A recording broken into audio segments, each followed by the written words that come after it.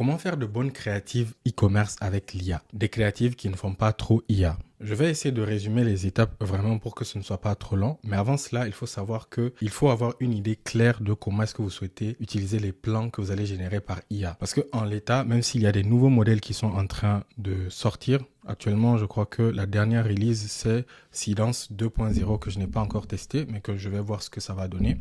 Et je pourrais à l'occasion partager ça avec vous. Mais en l'état, lorsque vous générez des vidéos de bout à bout avec de l'IA, on va savoir que c'est de l'IA et il y a beaucoup trop de choses qui ne vont pas et qui font que la publicité, elle va pas fonctionner. Nous, à l'agence, l'un des usages qu'on fait de ces vidéos générées par IA là, c'est pour le début des vidéos. Donc les hooks pour attirer l'attention et stopper les gens dans le scroll. On peut par exemple simuler des interactions entre des personnes dans un environnement où le produit pour lequel on fait de la publicité est susceptible d'être utilisé. Donc l'étape 1, c'est l'étape du storyboard. Une fois que vous avez rédigé votre script, vous allez ressortir tous les plans A-roll, donc les plans face caméra, et les B-roll qui sont les plans alternatifs dont vous avez besoin pour monter votre publicité. Ensuite, la deuxième étape, c'est le shooting image IA. Nous, on le fait avec Nano Banana. On génère des images du produit utilisé par le persona dans des environnements qui sont logiques. Par exemple, si vous vendez un oreiller orthopédique, vous pouvez le mettre dans la main d'un homme de 40 ans assis sur son lit. Donc l'environnement est logique. On fait ça sous différents angles pour pouvoir varier les plans au montage. La troisième phase, c'est la phase d'animation. Donc on prend